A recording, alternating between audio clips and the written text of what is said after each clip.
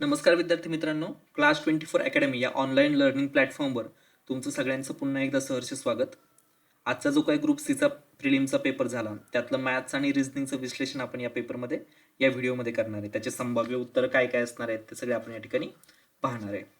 थोडंसं पुण्याच्या बाहेर असल्यामुळं आजचा हा व्हिडिओ टाकायला लेट होत आहे, पण मित्रांचा किंवा विद्यार्थी मित्रांचा जर रिव्ह्यू घेतला तर आजचा पेपर ज्यांनी ज्यांनी ग्रुप बी नंतर हा पेपर दिलाय बरोबर, तर त्यांना हा पेपर कम्पॅरेटिव्हली खूपच सोपा वाटलाय. सुरुवात करूया आपण. आता माझ्याकडे जो आहे तो हा सेट डी नुसार आहे. तुमचे जे जे काही रिस्पेक्टिव्ह सेट होते त्याच्यानंतर नुसार तुम्ही आन्सर्स क्रॉस चेक करा. सुरुवात करूया. पहिला प्रश्न, मुंबई आणि गोवा या स्थानकातील अंतर 540 किलोमीटर आहे. 2 रेल्वे गाड्या सकाळी 7:30 वाजता एकाच वेळी या 2 स्थानकांवरून परस्पर विरुद्ध दिशेने निघतात. हे महत्वाचं आहे, परस्पर विरुद्ध दिशेने. त्यांचे वेग अनुक्रमे 60 किमी प्रति तास व 75 किमी प्रति तास आहेत. तर त्या दोन्ही गाड्या एकमेकांना किती वाजता भेटतील? सरळ प्रश्न होता. 2 स्टेशन्स आहेत बरोबर, एक मुंबई एक गोवा. दोघांमधलं डिस्टन्स किती दिलंय? 540. सकाळी 7:30 वाजता सेम टायमिंगला इकडून एक गाडी निघली आहे, रेल्वे गाडी बरोबर. हिचा स्पीड आहे 60 किमी प्रति तास, हिचा आहे 75 किमी प्रति तास. आपला फॉर्म्युला काय आहे? वेग बरोबर अंतर भागिले वेळ बरोबर. मग वेळ इकडे गेल्यानंतर काय होईल? वेळ बरोबर त्यांना लागणारा वेळ बरोबर अंतर भागिले वेग. आता ज्या वेळेस एकमेकांच्या दिशेने, एकमेकांच्या विरुद्ध दिशेने बरोबर, समान दिशेने नाहीये, एकमेकांच्या विरुद्ध दिशेने किंवा एकमेकांच्या दिशेने अशा ट्रेन धावत असतात त्यावेळेस त्यांच्या वेगांची काय होते? बेरीज होते. अंतर किती आहे? 540. वेगांची बेरीज करा. 60 अधिक 75 किती येईल? 135. मग 540 भागिले 135 सोडवा बरं, किती येतं? 5 त्रिक 15, 5 7 सॉरी 5 त्रिक 15 कसं होईल? 5 दुने 10, 5 7 35 बरोबर आहे. इथं 5 1 5, 5 0 0, इथं 5 8 40. अजून कशाने भाग जातोय? 27 नेच भाग जातोय. 27 1 27, 27 चोक 108, म्हणजे याचं उत्तर किती आलं? 4 तास. म्हणजेच 4 तासानंतर त्या एकमेकांना भेटतील. म्हणजेच 7:30 वाजता सकाळी जर त्या एकत्र निघाल्या असतील तर 7:30 नंतर 7:30 अधिक 4 म्हणजे 11 वाजून 30 मिनिटं, 11:30 वाजता त्या भेटतील. काय येईल याचं उत्तर? 11:30 AM. क्लिअर आहे? चलो पुढचा प्रश्न. एक दुकानदार एका कपाटाच्या छापील किमतीवर 25% सूट देतो, तरीही त्यास 15% नफा होतो. कपाटाची छापील किंमत 23,000 असेल तर कपाटाची खरेदी किंमत किती? 25% सूट देतो, छापील किंमत 23,000 आहे, छापील किमतीवरती 25% सूट दिली बरोबर. 25% सूट दिली म्हणजे त्याची किंमत किती झाली? 75/100 बरोबर आहे. ही त्याची विक्री किंमत झाली. करा. इथं कितीने भाग जातोय? 25 चोक 100, 25 त्रिक 75. हे डायरेक्ट शॉर्टकट पण आहे बरोबर. आता हे 4 ने इकडं डिवाइड केलं काय होईल बरं? इथं 4 पंचे 20, खाली राहिले 3, 4 7 28, 4 पंचे 20, 4 0 0. पुन्हा इथं 3 0 0, 3 5 15, 5 हात चालला 1, 3 7 21 आणि 1 22, 2 हात चाले 2, 3 5 15 आणि 2 17. 17,250 रुपये ही काय झाली? विक्री किंमत झाली. 75 का घेतला आपण? 25% सूट दिल्यानंतर, म्हणजे 75/100 बरोबर आहे. स्वतः 17,250 ही विक्री किंमत झाली, तरीही त्यास 15% नफा होतो. 15% नफा होतो म्हणजे ही किंमत काय असणार आहे? खरेदी किमतीपेक्षा 15% जास्त, म्हणजे खरेदी किमतीच्या 115% असणार आहे. 15% नफा होतो म्हणजे काय? 115%. मग 115% म्हणजे 17,250, तर 100% म्हणजे किती? कसं मांडणार? 17,250 छेद 115 गुणिले 100. कितीचा भाग जातो? 5 ने जाईल. 5 दुने 10, 5 त्रिक 15, इथं 5 दुने 10, 5 0 0. 23 ने भाग जातोय का चेक करा. 23च्या पाड्यामध्ये 172 येतं का? डायरेक्ट 23 पंचे 23 सक 23 साते 161 बरोबर. 23 साते 161, खाली राहिले 11, 11 वरती 5 आलं 115, 23 5 115, 23 0 0 किती आलं? हे 750 गुणिले 20 किती आलं आपलं उत्तर? 15,000. क्लिअर आहे? पर्याय क्रमांक 3. आता ह्या 2 स्टेप आपण एकत्र करू शकलो असतो का? हे अंडरस्टँडिंग साठी झालं आपल्या बरोबर. एक्झाममध्ये ह्या 2 स्टेप एकत्र करू शकलो असतो, करू शकलो असतो. 23,000 आहे बरोबर. 23,000च्या 75/100 म्हणजे त्याला आपण 3/4 मांडू शकलो असतो. 100/115 याला पण आपण 20/23 मांडू शकलो असतो. ठीक आहे, एका स्टेपमध्ये हे कॅल्क्युलेशन झालं असतं. चलो पुढचा प्रश्न. उत्तर काय याचं? पर्याय क्रमांक 3 15,000. खालील स्तंभलेखावरून वर्ष 1976 ते 1980 पर्यंत उत्पादन किती टक्क्यांनी कमी झाले? 1976 ला किती आहे? 3,000. 1980 ला किती आहे? 500 बरोबर. 76 ते 1980 पर्यंत कितीने कमी झालंय? 2,500 ने कमी झालंय. कमी झालं म्हणजे कुणाच्या रेफरन्समध्ये? ओरिजिनल जे होतं त्याच्या रेफरन्समध्ये. ओरिजिनल किती होतं? 3,000. 3,000च्या रेफरन्समध्ये गुणुले 100 बरोबर. हे पहा काय होईल आता इथं. हे 2 शून्य गेले, हे 2 शून्य गेले, हे 5, हे खाली 5 5 25, 5 36 आणि 5/6 गुणिले 100 स्टँडर्ड व्हॅल्यू आहे 5/6. किती असतं रे? 83.33%. शेकडेवारी झाले असले, शॉर्टकट पाठ केले असतील ना तुम्ही. 75% मागच्या याच्यात पण घेतलं होतं आपण. 75% म्हणजे काय? हे 3/4 बरोबर. तसं 5/6 म्हणजे किती? 83.33%. क्लिअर आहे का ऑप्शनमध्ये? पर्याय क्रमांक 2. चलो पुढचा प्रश्न.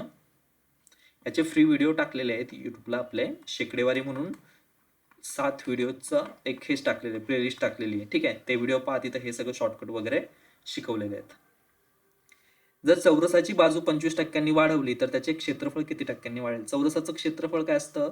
बाजू वर्ग. पहिली बाजू जर आपण 100 मानली तर तिचं क्षेत्रफळ किती येईल? 10,000. 25% वाढलं म्हणजे आता किती झालं? 125 बाजू झाली. तर 125चा वर्ग. शॉर्टकट ट्रिक, वर्ग आणि वर्गमूळ शिकवलंय. 5चा वर्ग काय असतो? 25. 12. 12 गुणले 12च्या पुढची संख्या 13. 12 गुणले 13 किती येईल? 156. क्लिअर आहे? हवेत करता येणं जोग आहे म्हणून आपण या वेळेने गेलो. क्लिअर आहे ना? वर्ग वर्गमूळ व्हिडिओ टाकलेला आहे. शॉर्टकट ट्रिक, एकक स्थानी 5 असताना कसा करायचा? 5चा वर्ग 25. इथं 12 गुणले 13 156. क्लिअर आहे? मग 10,000वरून 15,625 झालं म्हणजे किती टक्के वाढलं? 15,625 भागिले 10,000 गुणिले 100. 2 शून्य गेले, 2 शून्य गेले म्हणजे किती झालं? 156.25%. म्हणजे काय काढलं आपण? 15,625 हे 15,000 बरोबर. इथं 1 आहे. 15,625 हे 10,000च्या किती टक्के? तर 156.25% बरोबर. मग कितीनी वाढले? 56.25%नी वाढले. क्लिअर आहे? चलो पुढचा. सरळ व्याजाने 5,000 रुपयांची रक्कम 3 वर्षात 5,600 रुपये होते. जर व्याजदरात 3% वाढ केली तर याच मूळ रकमेचे 3 वर्षानंतर किती रुपये होतील? आता 5,000 रुपये होते. 5,000 रुपयांचे किती झाले? 5,600 रुपये झाले. कितीने वाढले? 600 रुपयांनी वाढले. किती वर्षात वाढले? 3 वर्षात वाढले बरोबर. भागिले 3 जर केलं तर 200 रुपये काय मिळालं मला? 1 वर्षाचं व्याज. 200 रुपये काय भेटलं मला? 1 वर्षाचं व्याज. क्लिअर आहे? 5,000चे 5,600 झाले. 600 रुपये एक्स्ट्रा वाढलेत, त्याला भागिले 3 केलं म्हणजे 200 रुपये. 200 रुपये काय भेटलं? 1 वर्षाचं व्याज. मग व्याजाचा दर काढा. 5,000 रुपयांवरती 200 रुपये किती टक्के होतं? 200 रुपये हे 5,000 रुपयांच्या किती टक्के आहेत? 2 शून्य गेले, 2 शून्य गेले, हा शून्य गेला, हा शून्य गेला. 5 1 5, 5 चौक 20. म्हणजे हे किती? व्याजदर किती आहे? 4%. क्लिअर येतपर्यंत काय केलं? 5,000चे 5,600 झाले म्हणजे 600 रुपये वाढले. 3 वर्षात 600 रुपये वाढलेत म्हणजे 1 वर्षात किती वाढले? 200 रुपये. 1 वर्षाचं व्याज किती? 200 रुपये बरोबर आहे. मग 200 रुपये हे 5,000च्या किती टक्के आहेत? 200 भागिले 5,000 गुणले 100. उत्तर मिळालं मला 4%. क्लिअर येतपर्यंत. आता जर व्याजदरात 3% वाढ केली, पहिला 4% आले उत्तर, त्याच्यामध्ये 3% वाढवला म्हणजे व्याजदर किती झाला? 7%. तर याच मूळ रकमेचे म्हणजे 5,000चे 3 वर्षांनंतर किती रुपये होतील? ठीक आहे, 3 वर्षानंतर. 1 वर्षाचे 7%, मग 3 वर्षांचे किती होतील? 21%. मग 5,000चे 21% काढा. 5,000 गुणिले 21/100 2 शून्य गेले 2 शून्य गेले 0शी 0 21 5 105 1050 रुपये. आता आपल्याला एकूण किती होतील विचारलंय. सो पहिले आहेत आपल्याकडे 5000 रुपये, त्याच्यामध्ये आपण मिळवले 1050 रुपये. किती झाले 6050 रुपये. पर्याय क्रमांक 4. चलो पुढचा प्रश्न. 10 स्त्रिया एक काम 70 दिवसात पूर्ण करतात. स्त्रियांविषयी बोलतोय आपण, बरोबर. 10 स्त्रिया 7 दिवसात, गुणाकार येतो 70. 10 मुले तेच काम 14 दिवसात करतात. मुले 10 मुलं आहेत, बरोबर, 14 दिवसात करतात, गुणाकार आला 140. दोघांचा लसावी घ्या, किती आला लसावी 140. 70 आणि 40चा लसावी 70 आणि 40चा लसावी 140. क्लिअर आहे. सो 140 झालं तुमचं टोटल युनिट वर्क, एकूण काम. मराठीमध्ये काय म्हणू शकतो आपण त्याला, एकूण काम. क्लिअर आहे. आता परत या आपल्या स्टेटमेंटकडे. काय स्टेटमेंट. 10 स्त्रिया एक काम 7 दिवसात पूर्ण करतात, बरोबर आहे. म्हणजे 10 स्त्रिया यांचा गुणाकार किती आलाय 70. 70 दुने 140. 70 किती 140. 70 दुने 140 म्हणजे एका स्त्रीचं काम किती भेटलं तुम्हाला. एका स्त्रीचं एकक काम 2 लाडू. इथे 140 140 म्हणजे एका मुलाचं एकक काम किती भेटलं आपल्याला. समजा एक स्त्री एका दिवसात 2 लाडू बनवते, एक मुलगा एका दिवसात 1 लाडू बनवतो. काम भेटलं आपल्याला. ठीक आहे. आता किती येणार आहेत. 5 स्त्रिया आणि 10 मुलं. 5 स्त्रिया मिळून किती लाडू बनवतील. 10 एवढं लाडू बनवतील किंवा 10 एवढं काम करतील, बरोबर. लाडू समजत नसलं तर काम. 10 मुलं म्हणजे किती. 10 मुलं प्रत्येकी 1 म्हणजे असं 10. हे सगळ्या जणांचा ग्रुप मिळून 5 स्त्रिया आणि 10 मुलं मिळून एका दिवसात किती बनवतील 20 एवढं काम करतील. करायचंय किती 140. मग 140 भागिले 20 किती आलं आपलं उत्तर 7 दिवस. क्लिअर आहे. पर्याय क्रमांक 2. थोडंसं तुमच्या लक्षात आलं असलं, आपण एकाही ठिकाणी फॉर्म्युला नाही वापरते. डायरेक्ट मागच्या सगळ्या गणितांमध्ये पण कुठंच फॉर्म्युला न वापरता कन्सेप्टनी प्रश्न सोडवतोय. ठीक आहे. पुढचा प्रश्न. एका संख्येची 4 पंचमांश ही त्या संख्येच्या 60% 10 ने जास्त असल्यास ती संख्या कोणती. ती संख्या x मानू. 4 पंचमांश म्हणजे 4x/5, बरोबर. ही त्या संख्येच्या 60%. आता 60% म्हणजे काय. शेकडेवारीचा व्हिडिओ परत पहा. 60% म्हणजे काय असतं. गुणिले 60/100 म्हणजेच काय असतं 20×60 20×100 म्हणजे 60% म्हणजे किती असतं 3/5. म्हणजे त्या संख्येच्या 3/5 याच्यातला फरक किती दिलाय तुम्हाला 10. हे मांडता आलं पाहिजे. एका संख्येची 4 पंचमांश म्हणजे 4x/5 आणि त्या संख्येचे 60% म्हणजे 3x/5 यांची वजाबाकी दिली किती तुम्हाला 10. क्लिअर इथपर्यंत. सोडवा. छेद समान आहे, अंशाची वजाबाकी करा. 4x - 3x/5 बरोबर 10 म्हणजे x/5 बरोबर काय भेटलं तुम्हाला 10. हे 5 इकडे घेऊन या. x बरोबर काय भेटलं 10 गुणिले 5 बरोबर 50 आहे का ऑप्शन मध्ये. पर्याय क्रमांक 3. क्लिअर आहे. चलो पुढचा प्रश्न. मिश्र धातू A आणि B मध्ये तांबे आणि जस्त यांचे प्रमाण अनुक्रमे 4:3 व 9:5 आहे. दोन्ही मिश्र धातू समान प्रमाणात मिसळून, समान प्रमाणात महत्वाचं आहे, C मिश्र धातू तयार केल्यास त्या मिश्र धातूमधील तांबे व जस्त यांचे प्रमाण किती होईल.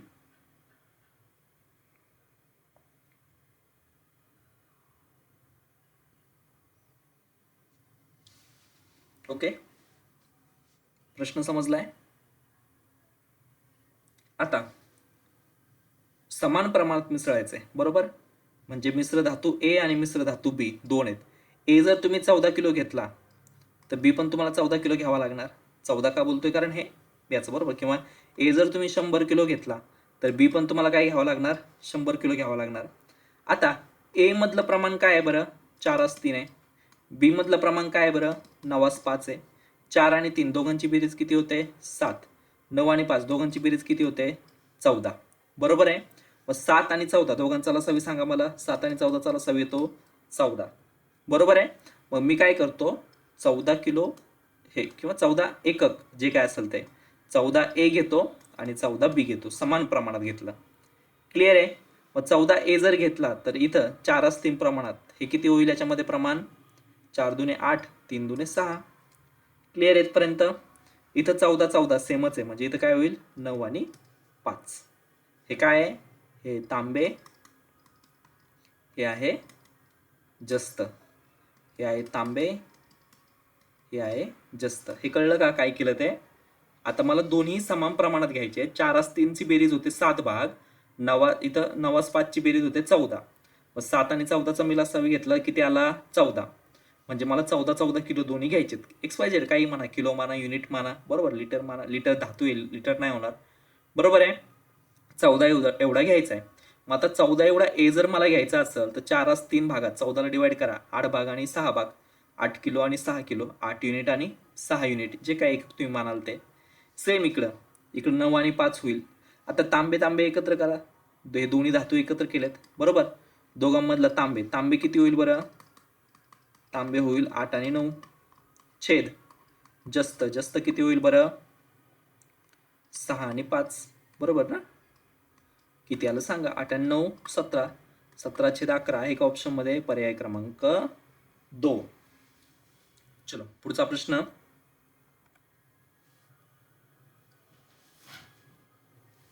एखादा प्रश्न समजत नसेल तर तिथं थांबून व्हिडिओ पॉज करा किंवा पुन्हा एकदा बॅक प्ले करून तुम्ही पाहू शकता.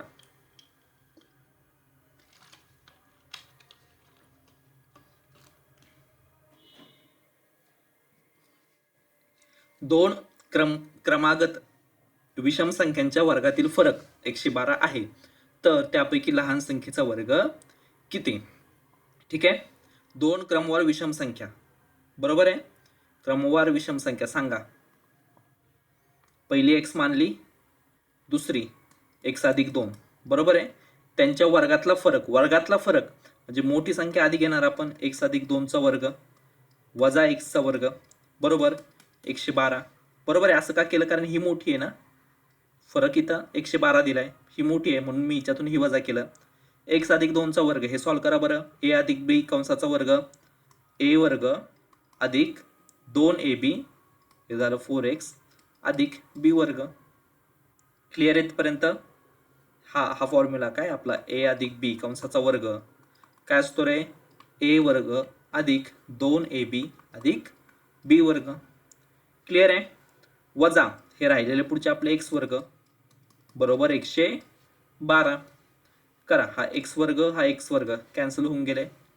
काय राहिलं, 4x अधिक 4 बरोबर 112. हे 4 इकडे घेऊन जा, काय होईल वजा होईल, म्हणजे काय भेटलं 4x बरोबर 108. हे 4 पण इकडे घेऊन जा, मग x बरोबर काय भेटलं 108 भागिले 4 बरोबर 27 चोक 108 ना. क्लिअर इथपर्यंत. आता संख्या काय भेटल्या आपल्याला, x आणि x अधिक 2 म्हणजे 27 आणि 29. मग काय विचारलं आपल्याला, लहान संख्येचा वर्ग 27. 27चा वर्ग किती असतो 729 आहे का ऑप्शन मध्ये, पर्याय क्रमांक 2. चलो पुढचा प्रश्न. खालील किंमत काढा. काय फॉर्म्युला इथं, a वर्ग वजा b वर्ग, बरोबर ना, बरोबर. एका कंसात a अधिक b, एका कंसात a वजा b.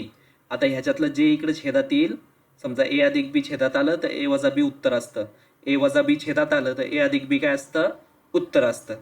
पण आता a ची व्हॅल्यू काय भेटली तुम्हाला 0.11, b ची व्हॅल्यू काय भेटली तुम्हाला 0.01. पण ह्या दोघांची बेरीज पण एवढी होत नाही, ह्या दोघांची वजाबाकी पण एवढी होत नाही, बरोबर आहे. मग इथं थोडीशी आपल्याला अरेंजमेंट करावी लागेल. कशी, लक्ष द्या. 0.11चा वर्ग वजा 0.01चा वर्ग छेद, मी याला असं लिहू शकतो 10 गुणिले 0.12. क्लिअर इथपर्यंत. मग हे कसं होईल बरं, 0.11चा वर्ग वजा 0.01चा वर्ग छेद हे 0.11 अधिक 0.01 आणि हे मी 10 इकडे देतो गुणिले 1/10, बरोबर आहे. आता हे गेलं आपल्या फॉर्मॅटमध्ये, a वर्ग वजा b वर्ग छेद a अधिक b, म्हणजे हा फॉर्म्युला काय झाला आपला, a वर्ग वजा b वर्ग छेद a अधिक b. मग याचं उत्तर काय असलं पाहिजे ए वजा बी, बरोबर आहे. म्हणजे 1/10 गुणुले ए वजा बी 0.11 मायनस 0.01, 0.11 मधून 0.01 गेला, काय राहिलं 0.10 बरोबर 0.01 आहे का ऑप्शन मध्ये? आहे. पर्याय क्रमांक 1. आता काही लोकांनी हे सॉल्व्ह करून केलं असेल, ते पण तसंच होणार आहे. 11चा वर्ग काढला, 0.1चा वर्ग काढला, तेच आन्सर येणार आहे, बरोबर. लेंदी झालं असतं. आणि हे फक्त समजण्यासाठी इथं हे केलं, नाही तर हवेत कॅल्क्युलेशन आहे, बरोबर ना. 10 बाहेर काढले तर 0.12 होतं, म्हणजे बेरीज आहे, वरती वजाबाकी करायची. वजाबाकी किती आली 0.10, त्याला फक्त 10ने भागायचं आहे. क्लिअर आहे. चलो पुढचा प्रश्न. सॉरी. एका सांकेतिक भाषेत थँक्सला SKNTHA असं लिहिलंय, तर त्याच सांकेतिक भाषेत स्टुपिडला कसं लिहा? थोडंसं ऑब्झर्व केलं, THA बरोबर. मग स्टुपिड मधले STU तसंच येईल, बरोबर आहे, दुसऱ्या फेजमध्ये. आता NKS ला इथं उलट लिहिलंय, NKS. PID ला काय करू आपण, उलट लिहू, कसं DIP. सोपा होता हा प्रश्न. कोणाची सिली मिस्टेक झाली असेल तरच चुकला असेल किंवा बरोबर, नाहीतर हा प्रश्न चुकायचं काहीच चान्सेस नाही आहेत. काय आलं उत्तर? पर्याय क्रमांक 2 बरोबर आहे ना. THA डायरेक्ट अख्खा ग्रुप तसा गेला, तसं आपलं स्टुपिडचा STU अख्खा ग्रुप तसाच गेला. त्याच्यानंतर NKS फक्त उलट लिहिलंय, तसं PID फक्त उलट लिहिलंय. क्लिअर आहे. ठीक आहे. चलो पुढचा प्रश्न.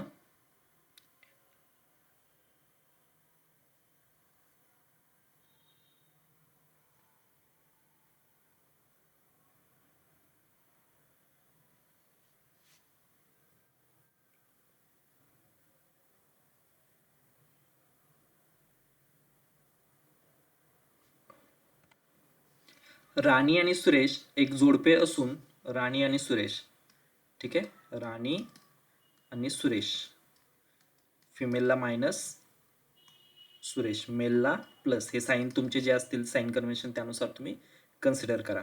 त्यांना मेघा आणि दीप्ती अशा 2 मुली आहेत. यांना 2 मुली आहेत परत. कोण कोण? मेधा मायनस आणि दीप्ती मायनस, बरोबर. दीप्तीचे लग्न अनुराग सोबत झाले आहे. दीप्तीचं लग्न कोणासोबत झालंय? अनुरागला आपण प्लस करू. त्याच्यानंतर जो गरिमा आणि तुषार यांचा मुलगा आहे, अनुराग कोणाचा मुलगा आहे? गरिमा मायनस आणि तुषार, बरोबर, तुषार यांचा मुलगा आहे तो. त्याच्यानंतर निधी ही अनुरागची मुलगी आहे. निधी इकडे खाली आली, निधी ही अनुरागची मुलगी आहे. कोमल ही अनुरागची बहीण आहे. ओके, म्हणजे याला आणखीन एक, गरिमा आणि तुषारला आणखीन एक मुलगी आहे, कोमल, बरोबर. जिचे लग्न हर्षित सोबत झालंय. कोमल आणि कुणाचं लग्न झालंय? हर्षित. थोडं जास्तच लेंदी व्हायला लागलं हे, हर्षित, बरोबर. त्यांना अमन आणि प्रेम अशी 2 मुलं आहेत. ठीक आहे, यांना पण 2 मुलं आहेत पुन्हा, अमन मेल आणि प्रेम मेल. प्रेम हा गरिमा आणि तुषार यांचा नातं, प्रेम हा ते बाय डिफॉल्ट झालं, ठीक आहे. तर दीप्ती आणि कोमल यांचं नातं काय? ओके, हे पुढचं काढायची गरजच राहिली. तुम्हाला काय विचारलं, दीप्ती आणि कोमल यांचं नातं काय? दीप्ती कुठे आहे? इथे आहे. कोमल कुठे आहे? इथे आहे, बरोबर. म्हणजे कोमलच्या नवऱ्याची बहीण ही दीप्ती आहे. आणि दीप्तीकडून नातं जर लावायचं झालं तर दीप्तीच्या भावाची बायको कोमल, म्हणजे काय नातं झालं? ननंद भाऊजाई. क्लिअर आहे. चलो पुढचा प्रश्न. खालील आकृतीत किती त्रिकोण आहेत? कदाचित ग्रुप बी आणि ग्रुप सीचा पेपर सोबत सेट केला असल्यामुळं सेम प्रश्न आहे, बरोबर. त्यावेळेस फक्त हे 6 होते, इथं 2, 1 कमी आहे, 5च आहेत, बरोबर. शॉर्टकट ट्रिक त्यावेळेस पण सांगितली, डायरेक्ट बेरीज करा. 1 + 2 + 3 + 4 + 5 किती आली? 15, किंवा 5 × 6/2 हा एक फॉर्म्युला आहे, बरोबर. हे दोन्ही सांगितलं होतं तुम्हाला त्यावेळेस. पर्याय क्रमांक 2. हा एक प्रश्न असा असणार आहे की ज्यांनी ग्रुप बीचा पेपर झाल्यानंतर ॲनालिसिस पाहिलं एक्स वाय झेड कुणाचंही कोणत्याही सरांचं, ज्यांना माहीत नसेल त्यांना पण ही ट्रिक माहीत झाली असणार, बरोबर. हा फॉर्म्युला माहीत झाला असणार counting of figures. So mostly हा प्रश्न कुणाचा चुकलेला नसेल. स्पंदनने 120 पानांच्या एका पुस्तकाचा 3/6 भाग वाचला असेल. 3/6 3/6 म्हणजेच काय रे, 3 × 3 3 2 6, बरोबर ना. म्हणजे 1/2 भाग वाचला असेल तर त्याने त्या पुस्तकाची किती पाने वाचलेली नाहीत. आता 120चा 1/2 म्हणजे 120 पैकी 60 वाचून झाले, राहिले किती 60. काहीच नव्हते या प्रश्नामध्ये. चलो 95. खालीलपैकी कोणता पर्याय दिलेली अक्षर मालिका पूर्ण करेल. काय काय दिले पहा आता इथं. ऑप्शन जर तुम्ही व्यवस्थित ऑब्झर्व केले, आधी प्रश्न पाहू आपण. ए ब्लँक स्पेस, ए ब्लँक, ए ब्लँक, ए ब्लँक बी. आता दोन गोष्टींवरून आपल्याला ऑब्झर्व करता येऊ शकते किंवा ऑब्झर्वेशन स्टार्ट कुठून करायचं. इथं 2 आहे, 2 वेळा ए आलाय. इथं 3 वेळा ए आलाय. इथं 4 वेळा ए आलाय. इथं 5 वेळा होऊ शकतो, बरोबर आहे. आणि तुम्ही ऑप्शन पण जर ऑब्झर्व केले तर शेवटचा इथं बी आहे फक्त, बाकी 1 2 तिन्ही ऑप्शन मध्ये ए दिलाय, बरोबर. होऊ शकतो आपण ॲझ्युम करतोय फक्त. त्यानंतर दुसरी गोष्ट पहा की इथं बी बी बी बी प्रत्येकाच्या सुरुवातीला बी आलाय, म्हणजे इथं तर बी कन्फर्म आहे.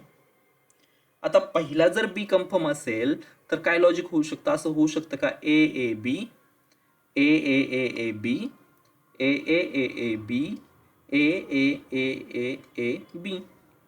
2 वेळा ए बी, 3 वेळा ए बी, 4 वेळा ए बी, 5 वेळा ए बी, बरोबर. मग इथं फक्त ए आला. मग असा ऑप्शन आहे का बी बी बी ए, बी बी बी ए, पर्याय क्रमांक 4. अवघड होतं का काही. चलो पुढचा प्रश्न.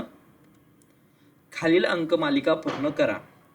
3.75, 5, 6.25, 7.50, 8.75. दोन गोष्टींचं ऑब्झर्वेशन. एक तर वाढत चालली आहे, इन्क्रीजिंग आहे सिरीज. दुसरी गोष्ट, बरोबर ना, 3.75 आणि 8.75 खूप ड्रास्टिक चेंज नाही, एकाच लेंथमध्ये चाललेत. म्हणजे फरक या ठिकाणी जर तुम्ही चेक केला तर फरक समान असू शकतो, म्हणजे फरकाने सॉल्व्ह होणारी आहे. 3.75 आणि 5 कितीचा फरक आहे. 1.25 ने वाढलं, इथं 1.25 ने वाढलं, इथं 1.25 ने वाढलं, इथं 1.25 ने वाढलं. सेम लॉजिकनुसार 8.75 मध्ये जर तुम्ही 1.25 ने वाढवलं तर किती येईल तुमचं उत्तर 10. अवघड आहे का काही. चलो पर्याय क्रमांक 4. पुढचा प्रश्न 97. आदित्य घरापासून उत्तरेकडे चालत जातो. हे आदित्यचं घर झालं, घरापासून उत्तरेकडे चालत जातो. काही वेळानंतर तो उजवीकडे वळतो, उजवीकडे म्हणजे ह्या दिशेला होईल. थोडे पुढे जाऊन डावीकडे वळतो, ठीक आहे, थोडे पुढे जाऊन डावीकडे वळतो म्हणजे वरती गेला. त्याच्यानंतर 1 किलोमीटर चालल्यानंतर पुन्हा डावीकडे वळतो, म्हणजे आता पुन्हा डावीकडे वळला. तर तो आता कोणत्या दिशेने चालत आहे. आता ही दिशा कोणती झाली बरं, पश्चिम, पर्याय क्रमांक 4. पुढचा प्रश्न. राम, श्याम व जॉन यांच्या 5 वर्षांपूर्वीच्या वयाची सरासरी 16 वर्ष होती, तर 5 वर्षांनंतर त्यांच्या वयाची सरासरी किती होईल. 5 वर्षांपूर्वी त्यांची सरासरी 16 होती. आता सरासरी विषयी बोलतोय, विचारली पण सरासरीच, बरोबर. 5 वर्षांपूर्वी सरासरी 16 होती, मग आज त्यांची सरासरी किती असेल 21. 16 मध्ये 5 मिळवा, कारण प्रत्येकाचं वय 5 ने वाढलं. एकूण 15 ने वाढल पण सरासरी 5 ने वाढेल, म्हणजे 16 आणि 5 21, बरोबर आहे. आता हे आजचं झालं. आपल्याला कधीची विचारली 5 वर्षांनंतर, म्हणजे इथून पुढं जे 5 वर्षांनंतर काय होईल बरं. आणखीन 5 ऍड करा. 21 मध्ये 5 मिळवले किती आलं 26. आहे का ऑप्शन मध्ये, पर्याय क्रमांक 3. पुढचा प्रश्न. विद्यार्थी जुनी माहिती गोळा करतो, नव्या माहितीशी तुलना करतो, चुका शोधतो आणि नवीन निष्कर्ष सुचवतो. हा कोणता मानसिक प्रकार आहे. ठीक आहे. आता हे इंग्लिशमध्ये पण तुम्ही वाचलं असतं, निरीक्षण, ऑब्झर्वेशन. तुम्हाला ऑप्शनवरून पण कळतंय. माहिती गोळा करणं म्हणजे ऑब्झर्वेशन म्हणू शकतो आपण, निरीक्षण म्हणू शकतो. नव्या माहितीशी तुलना करणं, बरोबर, म्हणजे याच्यामध्ये चिकित्सा आली. चुका शोधणं, पाठांतर तर होणार नाही. अनुकरणचं एकदा ट्रान्सलेशन चेक करा बरं इंग्लिशमध्ये. अनुकरण काय होतं तुमच्या क्वेश्चन पेपरमध्ये. मी नेमकं इंग्लिशमधून ते हे नाही केलं,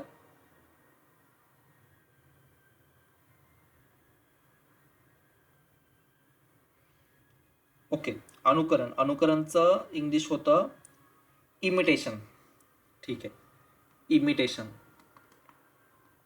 हे पण नाही होणार. ज्यावेळेस तो नवीन निष्कर्ष सुचवतो ना, म्हणजे सिम्पल, आता ह्याचं एखादा व्हिडिओ टाकू आपण ॲनालिटिकल रिझनिंग मधला, ह्याचा पण एखादा व्हिडिओ टाकू. ज्यावेळेस तो नवीन निष्कर्ष सुचवतो, म्हणजेच तो काय करतो, मूल्यांकन करतो. तेव्हा इंग्लिशमध्ये काय म्हटलं या ऑप्शनला, इव्हॅल्युएशन किंवा क्रिटिकल थिंकिंग. Critical thinking. ठीक आहे. सो नवीन निष्कर्ष सुचवतो म्हणजे तो मूल्यांकन करतो. पर्याय क्रमांक 2. याचा थोडासा आपण डिटेल व्हिडिओ, कारण ह्या कन्सेप्ट सगळ्याच, ठीक आहे, याचा एखादा फ्रीमध्ये व्हिडिओ यूट्यूबला नक्कीच टाकू. शेवटचा प्रश्न, खालील संख्या मालिकेत प्रश्नचिन्हाच्या जागी कोणती संख्या येईल? 170, 197, 226, 257. पाहता क्षणी लक्षात आलं पाहिजे 13चा वर्ग अधिक 1, 13चा वर्ग 169 आणि 1 170. 14चा वर्ग आणि 1, 14चा वर्ग 196 आणि 1 197. 15चा वर्ग अधिक 1, 15चा वर्ग अधिक 1 225 आणि 1 226. 16चा वर्ग अधिक 1 256 आणि 1 257. सेम लॉजिकनुसार 17चा वर्ग अधिक 1, 17चा वर्ग 289, 289 आणि 1 290. पर्याय क्रमांक 2. क्लिअर आहे. सो कम्पॅरेटिव्हली ग्रुप बी पेक्षा खूपच जास्त सोपा. काही प्रश्न जिथं आपण पर्सेंटेजचे वगैरे म्हणू शकतो, तिथं कॅल्क्युलेशन थोडंसं लेंदी होऊ शकतं, बरोबर. पण ओव्हरऑल जर पेपर पाहिला तर पेपर त्या मानाने सोपा पेपर होता, बरोबर. तुम्हाला पेपर कसा गेला, हे एक्सप्लेनेशन कसं वाटलं, हे खाली कमेंट बॉक्समध्ये तुम्ही नक्की कमेंट करा. कुठले असे टॉपिक असतील, जसं की क्वेश्चन नंबर 99 मी तुम्हाला म्हटलं की क्रिटिकल थिंकिंग किंवा ॲनालिटिकलचा, तर तो पार्ट आपला कुठल्या यूट्यूब व्हिडिओमध्ये कव्हर नाही झाला आहे, तर त्याच्यामध्ये येणाऱ्या काळात नक्कीच एखादा फ्री व्हिडिओ मी यूट्यूबला नक्की टाकेल. काही क्वेश्चन्स कंपाईल करून मी तो व्हिडिओ नक्की टाकेल. ठीक आहे. हा व्हिडिओ जर आवडला असेल तर तुमच्या बाकी विद्यार्थी मित्रांमध्ये शेअर करा. धन्यवाद.